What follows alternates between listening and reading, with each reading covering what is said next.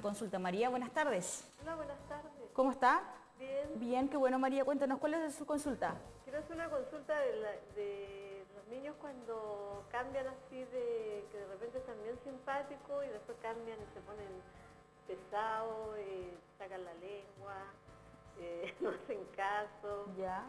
Y es generalmente en la casa de nosotros, que somos varias tías, y es regalona. Ya. Entonces ella en el jardín y en la casa de ellos se porta súper bien, pero acá se pone súper pesadita.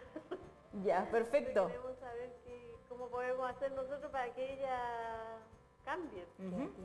¿Qué edad tiene? Tiene 5 años. 5 años. Sí. Ya. ¿Alguna otra pregunta? ¿No? No. Perfecto. Ya, María, muchas gracias. Gracias, hasta luego. Listo. Bueno, uno diría lo primero es muy importante que ella en algún lugar se comporte bien, porque significa que ella puede. Lo primero que uno diría, aquí no hay un gran problema porque en algún contexto ella puede. O sea, lo hacen en el jardín y a la casa. Ajá.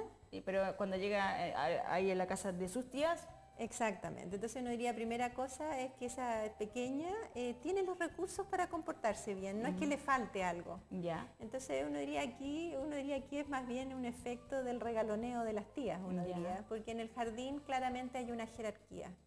Las tías son tías, los niños son niños. Y en eso hay una jerarquía que establece un orden. Y a eso a los niños le ayuda mucho tener una clara diferenciación de jerarquía. Ya, pero ¿podría haber algún consejo o algún método de cómo poder hacer con ella para que también claro, revertir la situación para que ella se comportara no excelentemente bien, pero tuviera algún cambio al respecto en el trato que tiene con sus tías? Es que creo que ahí el cambio más que en la niña es en las tías. Ya, por eso, o sea, yo lo entendí perfecto, o sea, yo entendí que el cambio va más que nada por la tía, no por la niña. No, porque una niña de 5 años que tiene movimiento, como uno diría, de emociones, es parte de la niñez. Ya. El tema es que ella aprenda a adecuar en la expresión de sus emociones. Y sabemos que en algunos contextos, en su casa y en el jardín, lo logra. O sea, uno diría, esa niña tiene los recursos para hacerlo.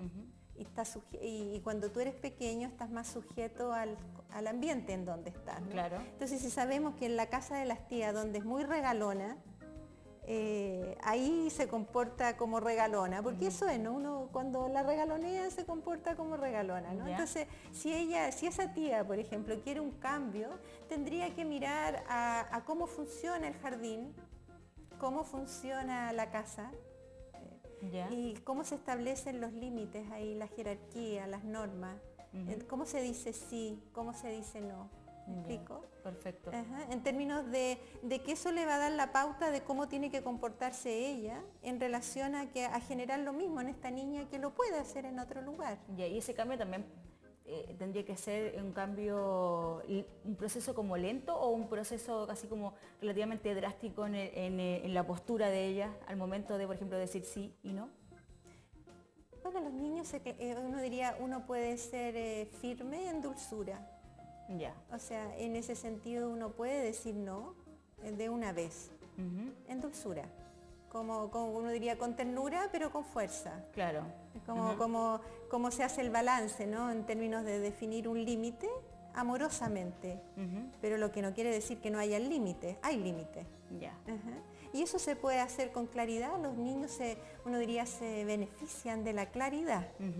Y se benefician, o sea, en términos, no, tal vez más allá de la PNL, pero lo que se ha visto en psicología infantil, que para los niños les da seguridad saber que los grandes son grandes y que los pequeños son pequeños. O sea, que haya una clara diferenciación en términos de que los grandes, el padre, la madre, nosotros cuidamos, nosotros damos, ellos reciben. Entonces, ese orden, esa jerarquía, al niño lo aseguriza, le da mayor solidez a su desarrollo psicológico. Perfecto. Lo que no quiere decir que eso sea en violencia. Eso se hace en forma amorosa.